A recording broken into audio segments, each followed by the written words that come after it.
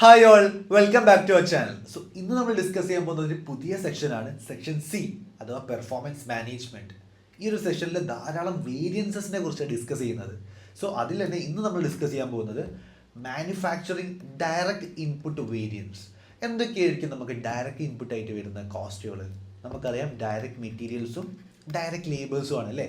So ഇവർ തമ്മിൽ വരുന്ന വേരിയൻസസ്, അതായത് ഡയറക്റ്റ് മെറ്റീരിയൽ വേരിയൻസും ഡയറക്റ്റ് ലേബർ വേരിയൻസും.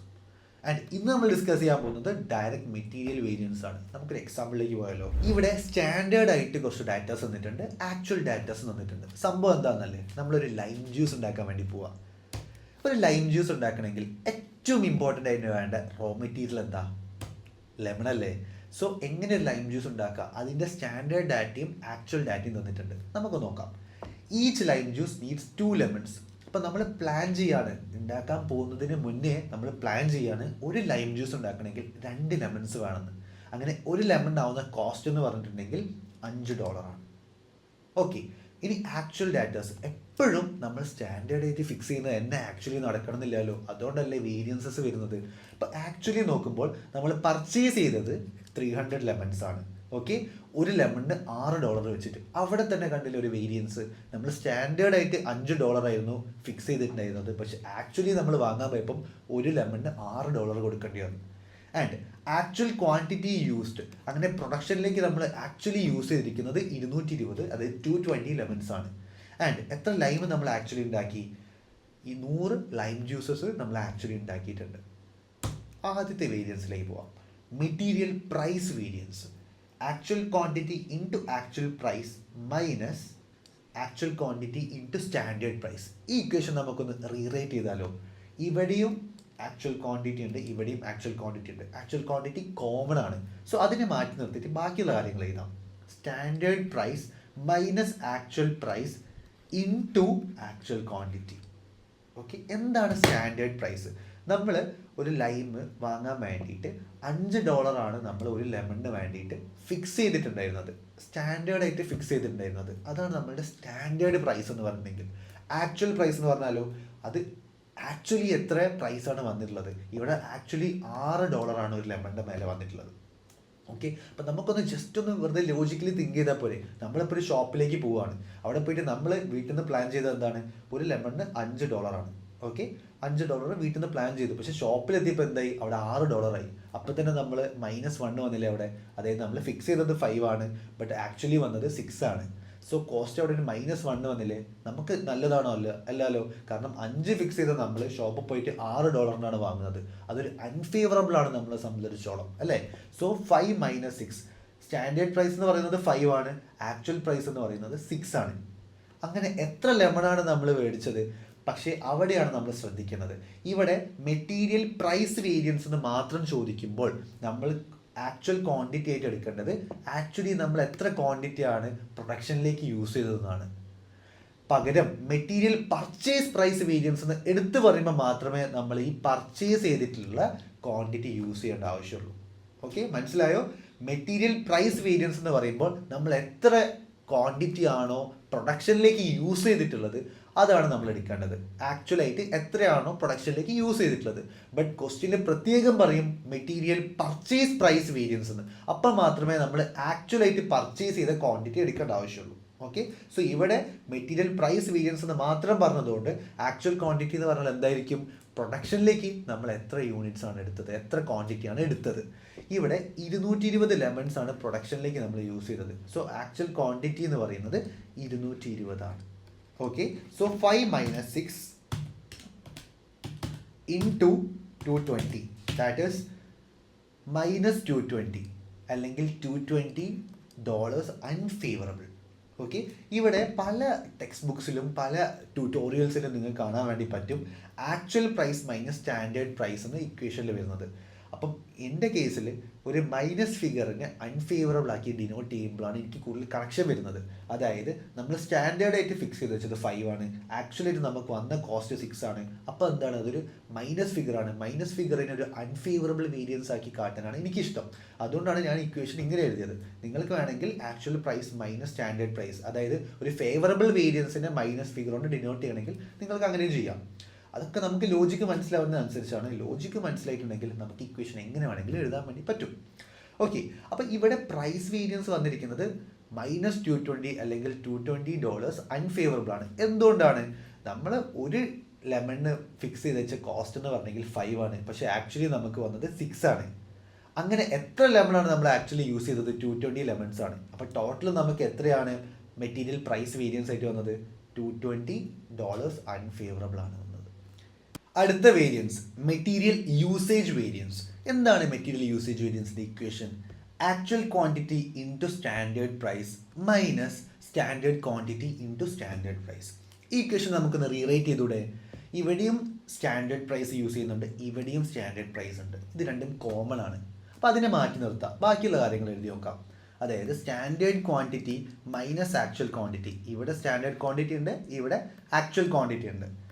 ഇൻടു കോമൺ ആയിട്ടുള്ള സ്റ്റാൻഡേർഡ് പ്രൈസ്. ഞാൻ എന്തുകൊണ്ടാണ് ഇവിടെ സ്റ്റാൻഡേർഡ് പ്രൈസിനെ കൊണ്ട് മൾട്ടിപ്ലൈ ചെയ്തത്? എന്തുകൊണ്ട് ആക്ച്വൽ പ്രൈസിനെ കൊണ്ട് മൾട്ടിപ്ലൈ ചെയ്തില്ല? ചിന്തിച്ചിട്ടുണ്ടോ? അതായത് നമ്മളിവിടെ എന്ത് കണ്ടുപിടിക്കാനാണ് ഉദ്ദേശിക്കുന്നത്?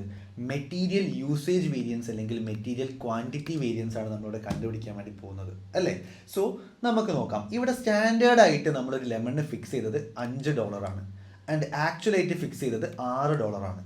ഇപ്പം ഞാൻ ഇവിടെ സ്റ്റാൻഡേർഡ് പ്രൈസിന് പകരം ആക്ച്വൽ പ്രൈസ് ആണ് യൂസ് ചെയ്തിരുന്നതെങ്കിൽ, ഇവിടെ 6 ആണ് യൂസ് ചെയ്തിരുന്നതെങ്കിൽ, നമുക്കറിയാം ഇതിൽ തന്നെ പ്രൈസിൽ വേരിയൻസ് വന്നിട്ടുണ്ട്. അപ്പം ഞാൻ ആക്ച്വൽ പ്രൈസും കൂടി യൂസ് ചെയ്യുമ്പോൾ അവിടെ മെറ്റീരിയൽ പ്രൈസ് വേരിയൻസും കൂടി കടന്നു വരും. നമുക്കിവിടെ എന്ത് മാത്രമാണ് കണ്ടുപിടിക്കേണ്ടത്?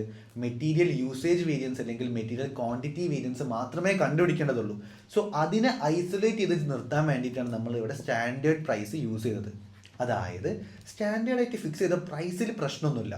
ഓക്കെ, എന്തിലേ പ്രശ്നമുള്ളൂ? ക്വാണ്ടിറ്റിയിലേ പ്രശ്നമുള്ളൂ. അതായത് സ്റ്റാൻഡേർഡ് ക്വാണ്ടിറ്റിയും ആക്ച്വൽ ക്വാണ്ടിറ്റിയും തമ്മിൽ ഡിഫറൻസ് ഉള്ളൂ. പ്രൈസിൽ വ്യത്യാസമൊന്നുമില്ല, വേരിയൻസ് ഒന്നും ഇല്ല എന്ന് നമ്മൾ അങ്ങനെ അസ്യൂം ചെയ്യുമ്പോഴേ നമുക്ക് മെറ്റീരിയൽ യൂസേജ് വേരിയൻസിനെ മാത്രം കാണാൻ വേണ്ടി പറ്റും.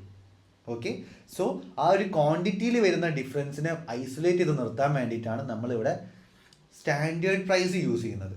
മനസ്സിലായോ? സ്റ്റാൻഡേർഡ് ആയിട്ട് ഫിക്സ് ചെയ്തതിൽ ഒരു പ്രശ്നവും ഇല്ല എന്നാണ് നമ്മളത് അസ്യൂം ചെയ്യുന്നത്. ക്വാണ്ടിറ്റിയിൽ മാത്രമേ ചേഞ്ച് വരുന്നുള്ളൂ. അപ്പോൾ മാത്രമേ നമുക്ക് സ്പെസിഫിക് ആയിട്ട് മെറ്റീരിയൽ ക്വാണ്ടിറ്റിയിൽ വരുന്ന ചേഞ്ച് കണ്ടുപിടിക്കാൻ വേണ്ടി പറ്റുള്ളൂ. ഇവിടെ ആക്ച്വൽ പ്രൈസ് നമ്മൾ ഇട്ടിരുന്നെങ്കിൽ അവിടെ പ്രൈസ് വേരിയൻസും കൂടി കയറി വരും. മനസ്സിലായോ? ഓക്കെ, അപ്പം നമുക്ക് വരുന്ന ഇക്വേഷൻ എന്താണ്? Standard quantity minus actual quantity into standard price. എന്താണ് സ്റ്റാൻഡേർഡ് ക്വാണ്ടിറ്റി? നമ്മൾ ഇവിടെ സ്റ്റാൻഡേർഡ് ആയിട്ട് ഫിക്സ് ചെയ്തിരിക്കുന്നത് എന്താണ്? ഒരു ലൈം ജ്യൂസ് ഉണ്ടാക്കാനായിട്ട് 2 ലെമൺസ് വേണമെന്നാണ് സ്റ്റാൻഡേർഡ് ആയിട്ട് നമ്മൾ ഫിക്സ് ചെയ്തിട്ടുള്ളത്. ആ ഒരു കണ്ടക്സിൽ നോക്കുന്നുണ്ടെങ്കിൽ ആക്ച്വലി ഉള്ള 100 ലൈം ജ്യൂസ് ഉണ്ടാക്കാനായിട്ട് എത്ര ലെമൺസ് യൂസ് ചെയ്യേണ്ടി വരും? ഇതിനെയാണ് സ്റ്റാൻഡേർഡ് ക്വാണ്ടിറ്റി എന്ന് പറയുന്നത്.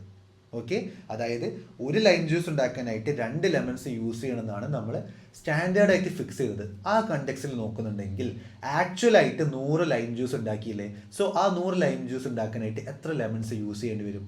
അപ്പോൾ എന്താണ്? ഒരു ലൈം ജ്യൂസ് ഉണ്ടാക്കാനായിട്ട് 2 ലെമൺസ്. അപ്പോൾ 100 ലൈം ജ്യൂസ് ഉണ്ടാക്കാനായിട്ട് എത്ര വേണ്ടി വരും? 100 × 2 200 ലെമൺസ് വേണ്ടി വരില്ലേ? ഇതിനെയാണ് നമ്മൾ സ്റ്റാൻഡേർഡ് ക്വാണ്ടിറ്റി എന്ന് പറയുക, അല്ലെങ്കിൽ standard quantity four actual output. അപ്പോൾ സ്റ്റാൻഡേർഡ് ക്വാണ്ടിറ്റി എന്ന് പറയുന്നത് എത്രയാണ്? 200 ലെമൺസ് അല്ലേ? മൈനസ് ആക്ച്വലായിട്ട് നമുക്ക് എത്ര ലെമൺസ് യൂസ് ചെയ്യേണ്ടി വന്നിട്ടുണ്ട്? 220 ലെമൺസ് യൂസ് ചെയ്യേണ്ടി വന്നിട്ടില്ലേ? So 220 actual quantity, 220 standard quantity 200 into standard price. Standard ആയിട്ട് നമ്മൾ ഫിക്സ് ചെയ്ത് വെച്ച പ്രൈസ് എത്രയാണ്? ഇവിടെ ഒരു ലെമണിന് $5 അല്ലേ നമ്മൾ സ്റ്റാൻഡേർഡ് ആയിട്ട് ഫിക്സ് ചെയ്ത് വെച്ചിരിക്കുന്നത്. So into 5, that is 200 minus 220 into 5 minus 100 അല്ലെങ്കിൽ 100 അൺഫേവറബിൾ. നമ്മൾ ഫിക്സ് ചെയ്തത് 200 ലെമൺസ് യൂസ് ചെയ്യാനാണെങ്കിൽ നമ്മൾ അവിടെ ആക്ച്വലി എത്ര ലെമൺസ് യൂസ് ചെയ്തു? 220 ലെമൺസ് യൂസ് ചെയ്തു അല്ലേ?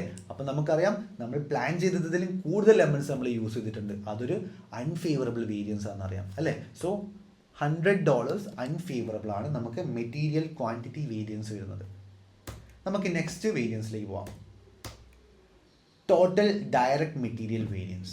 അപ്പോൾ ടോട്ടൽ ഡയറക്റ്റ് മെറ്റീരിയൽ വേരിയൻസ് എന്ന് പറഞ്ഞിട്ടുണ്ടെങ്കിൽ ഡയറക്റ്റ്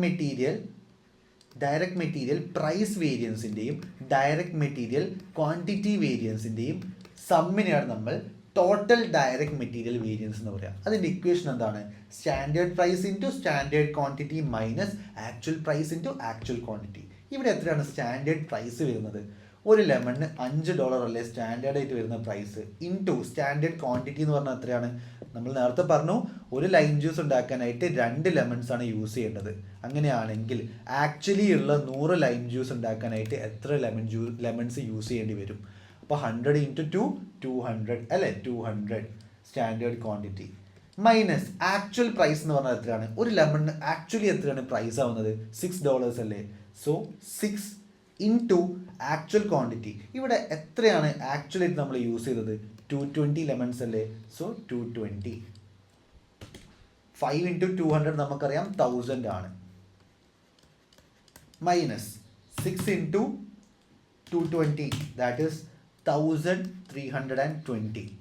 സോ ഇത് മൈനസ് ചെയ്യുമ്പോൾ നമുക്ക് എത്ര കിട്ടും? -320 അല്ലെങ്കിൽ 320 അൺഫേവറബിൾ എന്ന് കിട്ടും അല്ലേ. 320 അൺഫേവറബിൾ എന്ന് കിട്ടും. അപ്പം ഞാൻ മുന്നേ പറഞ്ഞു ഇത് material purchase direct material price വേരിയൻസിൻ്റെയും ഡയറക്റ്റ് മെറ്റീരിയൽ ക്വാണ്ടിറ്റി വേരിയൻസിൻ്റെയും സമ്മാണ് ടോട്ടൽ ഡയറക്റ്റ് മെറ്റീരിയൽ വേരിയൻസ് എന്ന്. നമുക്കതൊന്ന് ക്രോസ് ചെക്ക് ചെയ്യാം.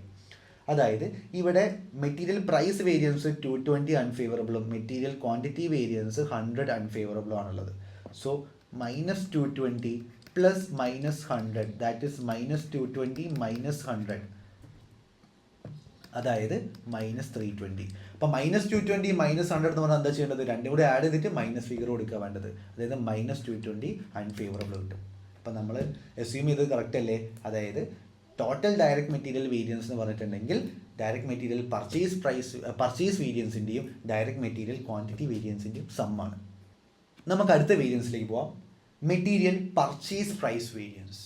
എന്താണ് മെറ്റീരിയൽ പർച്ചേസ് പ്രൈസ് വേരിയൻസ്? തൊട്ട് മുന്നുള്ള ക്വസ്റ്റ്യൻസിലൊക്കെ നമ്മൾ ആക്ച്വൽ ക്വാണ്ടിറ്റിക്ക് എടുത്തിരുന്നത് 220 ലെമൺസ് ആണ്. അതായത് ആക്ച്വലി എത്ര ലെമൺസ് ആണ് നമ്മൾ പ്രൊഡക്ഷനിലേക്ക് യൂസ് ചെയ്തത് അതിനാണ് നമ്മൾ ആക്ച്വൽ ക്വാണ്ടിറ്റി എന്ന് പറഞ്ഞിരുന്നത്. ബട്ട് പർച്ചേസ് പ്രൈസ് വേരിയൻസിൽ നമ്മൾ എത്ര യൂണിറ്റ്സ് ആണോ പർച്ചേസ് ചെയ്തത് അതിനെയാണ് നമ്മൾ ആക്ച്വൽ ക്വാണ്ടിറ്റി എന്ന് കണക്കാക്കുന്നത്. മനസ്സിലായോ? അതായത് ക്വസ്റ്റ്യനിൽ ഡയറക്റ്റ്ലി പറയും പർച്ചേസ് പ്രൈസ് വേരിയൻസ്. അപ്പം നമ്മൾ യൂസ് ചെയ്യേണ്ടത് എന്താണ്? എത്ര യൂണിറ്റ്സ് ആണ് നമ്മൾ ആക്ച്വലി പർച്ചേസ് ചെയ്തത് അതിനെയാണ് നമ്മൾ ആക്ച്വൽ ക്വാണ്ടിറ്റി ആയിട്ട് ട്രീറ്റ് ചെയ്യേണ്ടത്. പകരം ക്വസ്റ്റ്യനിൽ ഒന്നും പറയാതെ മെറ്റീരിയൽ പ്രൈസ് വേരിയൻസ് എന്ന് മാത്രമാണ് പറയുന്നതെങ്കിൽ നമ്മൾ എന്താണ് യൂസ് ചെയ്യേണ്ടത്? എത്ര യൂണിറ്റ്സ് ആണ് നമ്മൾ പ്രൊഡക്ഷനിലേക്ക് എടുത്തിരിക്കുന്നത് അതാണ് നമ്മൾ ക്വാണ്ടിറ്റി ആയിട്ട് ചൂസ് ചെയ്യേണ്ടത് അല്ലെങ്കിൽ ഓപ്റ്റ് ചെയ്യേണ്ടത്. ഓക്കെ, അപ്പോൾ ഇവിടെ മെറ്റീരിയൽ പർച്ചേസ് പ്രൈസ് വേരിയൻസ് എന്ന് പറയുമ്പോൾ actual quantity into actual price minus actual quantity into standard price. നമുക്കൊന്ന് റീറൈറ്റ് ചെയ്തൂടെ? കാരണം എന്താണ്? ഇവിടെ ആക്ച്വൽ ക്വാണ്ടിറ്റി കോമൺ ആണ്. So standard price minus actual price into actual quantity. Price വേരിയൻസിൻ്റെ അതേ ഇക്വേഷൻ തന്നെയാണ്, പക്ഷേ എന്താണ് ഡിഫറൻസ് വരിക? ഇവിടെ യൂസ് ചെയ്തിരിക്കുന്ന ആക്ച്വൽ ക്വാണ്ടിറ്റി എന്ന് പറഞ്ഞെങ്കിൽ ആക്ച്വൽ ക്വാണ്ടിറ്റി പർച്ചേസ്ഡ് ആണ്. അപ്പോൾ സ്റ്റാൻഡേർഡ് പ്രൈസ് ആയിട്ട് നമുക്ക് എത്രയാണ്? സ്റ്റാൻഡേർഡ് ആയിട്ട് എത്ര പ്രൈസാണ് നമ്മൾ ഫിക്സ് ചെയ്തത്? ഒരു ലെമണിന് $5 അല്ലേ. മൈനസ് ആക്ച്വലായിട്ട് വരുന്ന പ്രൈസ് എത്രയാണ്? $6 അല്ലേ. സോ 5 - 6 ഇൻറ്റു എന്താണ് ഇവിടെ ചേഞ്ച് വരുന്നത്? നമ്മൾ ആക്ച്വൽ ക്വാണ്ടിറ്റി ആയിട്ട് യൂസ് ചെയ്യുന്നത് ആക്ച്വൽ ക്വാണ്ടിറ്റി പർച്ചേസ്ഡ് ആണ്. എത്ര ലെമൺസ് ആണ് ഇവിടെ ആക്ച്വലി പർച്ചേസ് ചെയ്തത്? 300 അല്ലേ. So 5 - 6 is equal to -1 into 300 is equal to -300 അല്ലെങ്കിൽ 300 അൺഫേവറബിൾ, $300 അൺഫേവറബിൾ.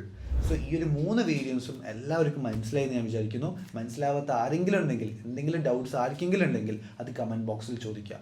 സോ നമുക്ക് ഈ നെക്സ്റ്റ് വീഡിയോയിൽ കാണാം. ബൈ.